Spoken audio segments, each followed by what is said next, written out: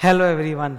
नया CA final audit का batch आने वाला है जिसका अनाउंसमेंट मैंने किया था। वहाँ पे स्टूडेंट्स की एक बहुत इंपॉर्टेंट क्वेरी है जिसको आज मैं सॉल्व करने जा रहा हूँ।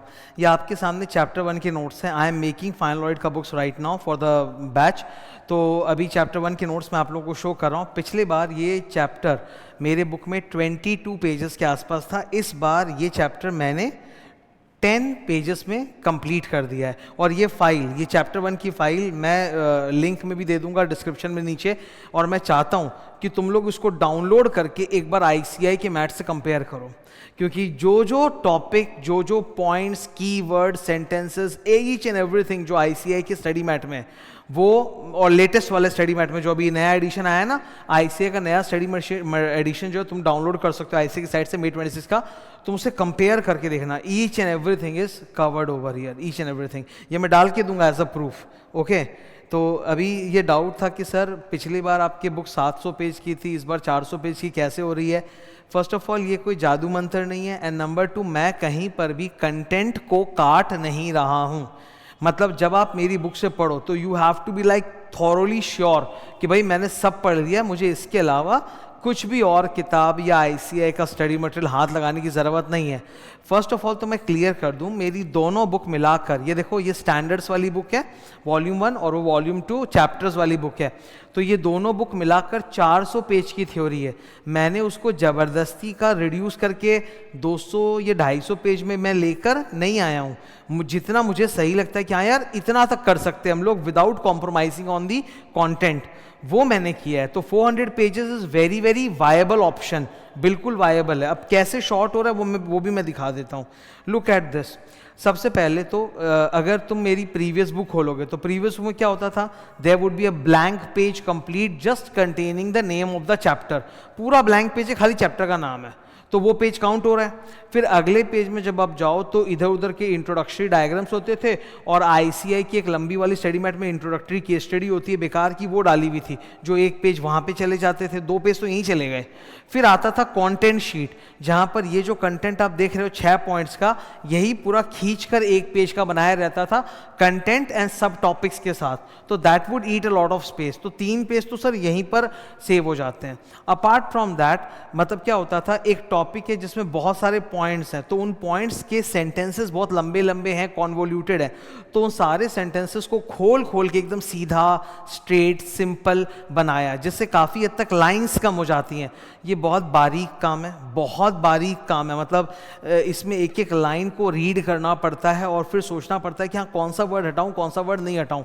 तो बहुत बारीक लेवल पे, जैसे मान लो एक सेंटेंस है जो 1.5 लाइंस में फिट हो रहा है, तो उसको एकदम सिंप्लीफाई कैसे किया जाए without giving up the key words और द की फ्रेजेस जिससे मार्क्स मिलते हैं, उनको रखते हुए सेंटेंस को शॉर्ट ऐसा करना है कि वो 1.5 लाइन के बदले 1 लाइन में आ जाए। तो उस तरह से लाइन बाय लाइन स्पेसेस कम होने लग जाते हैं। वो एक बहुत बड़ा फ़र्क है। फॉर्मेटिंग में फ़र्क है, जैसे ये भी एक फ़र्क देखो सबसे बड़ा, ये स्ट्रेट सेंटेंसेस आपको दिख रहे हैं, जबकि पिछली बुक में टैबुलर फॉर्मेट में बुक थी। तो टैबुलर फॉर्मेट में क्या होता है कि ऑलमोस्ट 20% इधर का स्पेस जो वो मार्जिन में चला जा रहा था, तो वो बच गया। तो 20% साइज तो बुक का ऐसे ही कम हो जाएगा। अगर बुक को मैं टैबुलर फॉर्मेट से ऐसे स्ट्रेट फॉर्मेट में ले आऊँ विदाउट टेबल वाला, तो 20% स्पेस तो यहीं पे सेव हो गया। तो आप सोचो 700 पन्ने में से आप 20% माइनस करो तो जो भी आता है, ठीक है, वो तो वहीं बच गया। तो वो एक फ़र्क पड़ रहा है। फिर जैसा मैंने बताया, सेंटेंसेस और लाइन्स को छोटा करना, सिंपल लैंग्वेज। अब जैसे मान लो कोई मुझसे मेरा नाम पूछे तो मेरे 2 जवाब हो सकते हैं। लॉन्ग जवाब my name is Siddharth Agarwal, और एक शॉर्ट जवाब सिद्धार्थ अग्रवाल। तो स्पेस बच गया ना। जो मेन चीज़ है वो तो है, पर जो फालतू का एक्स्ट्रा ग्रामर या वर्ड था वो हटा दो। तो वैसे काम कर करके इसको बहुत काफ़ी कम किया जा रहा है। प्लस फॉर्मेटिंग इस तरह की है कि बातें और निखर के सामने आएंगी। ये फाइल मैं डाल रहा हूँ सैम्पल के लिए, तुम देखना। देखो जरा, जैसे कंटेंट चालू होते आपको दिख गया कि अच्छा इसमें 6 टॉपिक्स हैं और 2 स्टैंडर्ड्स इन्वॉल्व है, ये रहे, और स्टैंडर्ड का नाम ये रहा, ठीक है। फिर एक स्टूडेंट लोग को डाउट है कि सर अभी हमने सुना कि SQC1 हट के SQM2 आ गया है, अभी नहीं आया है। वो आईसीएआई ने बोला है कि वो 2026 से अप्लाई होगा, पर अभी तक उन्होंने उसको लिया ही नहीं है। जो आईसीएआई का नया स्टडी मैट आया है वो अभी भी SQC1 पे ही बेस्ड है, तो इसीलिए SQC1 पे बेस्ड है। और फिर भी मैं बता देता हूँ, आईसीएआई का जो SQM1 और 2 है ना, it is 90% same as SQC1, 10% changes है, तो वो तो मैं ऐसे ही बता दूंगा जब भी ICAI नोटिफाई करेगा फॉर एग्जाम। ओके, ये एकदम लेटेस्ट बुक के हिसाब से बनाया हुआ ICAI के। फिर अब देखो जरा ये टॉपिक आप देखो, you can see there are 4 points over there in the blue boxes. तो पहले ये 4 लाइन्स की तरह था, 1 2 3 4। अब वो 1 2 3 4 ऐसे नहीं करके ऐसे एक लाइन में हो गया, तो 3 लाइन का स्पेस तो बच गया ना। तो ऐसे छोटे छोटे लेवल पे बहुत स्पेस पे काम किया है मैंने, और अभी चल ही रहा है। अभी मैंने 3 चैप्टर्स बनाए हैं और बनते जा रहे हैं धीरे धीरे, चैप्टर नंबर 4 5 ऐसे बनाते जाऊंगा।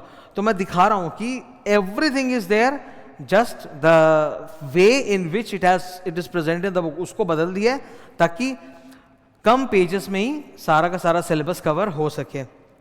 सारी इंपॉर्टेंट जो बातें हैं वो रेड कलर में भी है और अंडरलाइन भी है, ठीक है। ये देखो ज़रा, जैसे सपोज तुम ये पढ़ रहे हो तो आप देख रहे हो बीच में रेड कलर भी है और मैंने रेड कलर को अंडरलाइन भी किया है। क्या होता है ना, एक पेज पढ़ना अलग बात होता है, और जब हम पूरे एग्जाम के लिए इतने सारे पेजेस पढ़ते हैं तो एक समय के बाद ना माइंड रेड कलर को देखना ही बंद कर देता है कि हाँ ठीक है रेड है तो क्या करें, तो रेड भी आपको इंपॉर्टेंट नहीं लगता।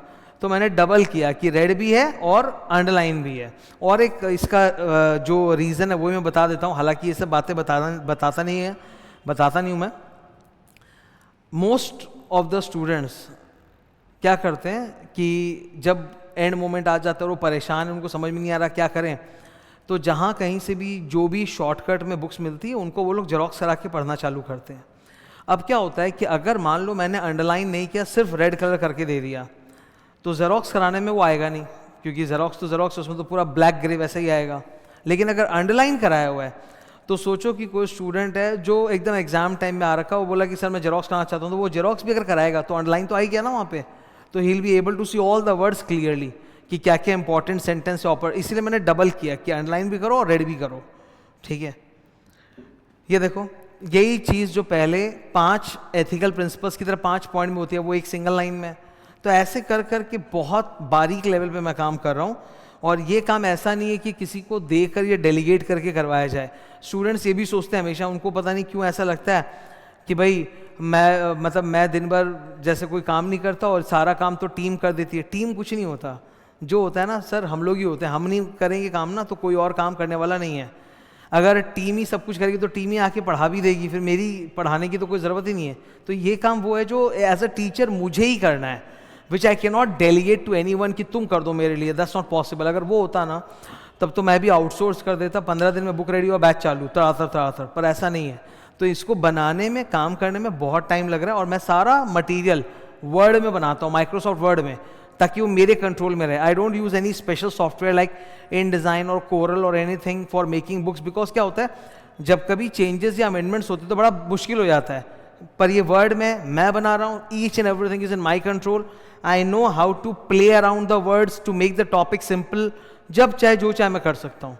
सो this is the chapter 1 notes for your reference. Okay, obviously जब इसको पढ़ेंगे तब तो और इजी बना देंगे। निमोनिक वगैरह देखिए, किस्से कहानी के साथ, एग्जाम्पल के साथ, और इसको इजी बनाते जाएंगे हम लोग, ठीक है। दिस इज चैप्टर 1 जिसके अंदर 2 स्टैंडर्ड्स है। मैंने अपनी तरफ से इसमें एक्स्ट्रा भी इंक्लूड किया है जो आपको ICAI में नहीं मिलेगा। अगर आप ये 10 पन्ने कंपेयर करोगे तो जो ICAI किताब में वो तो है ही, प्लस आपको कुछ और भी एक्स्ट्रा चीज़ें मिलेंगी जो वहाँ नहीं है, जो मुझे लगता है कि नहीं यार ये होना चाहिए, बहुत ज़रूरी है, नहीं तो इसके बिना पढ़ाऊँगा कैसे स्टूडेंट को, ठीक है। जैसे ये वाला, ओके।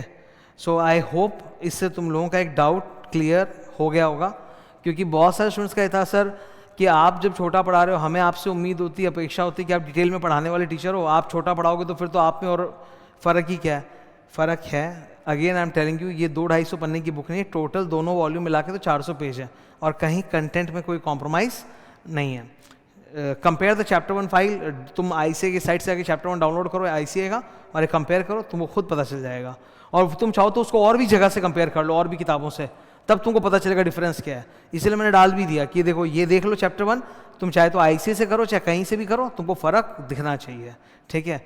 और भी ऐसी चीज़ें मैं कर रहा हूँ नए बैच में। मेरा एक ही मकसद है, make audit easy for you, कि एकदम ईजी बना देंगे, ठीक है, कि डर नहीं लगेगा एग्ज़ाम के पहले। All the best, thank you.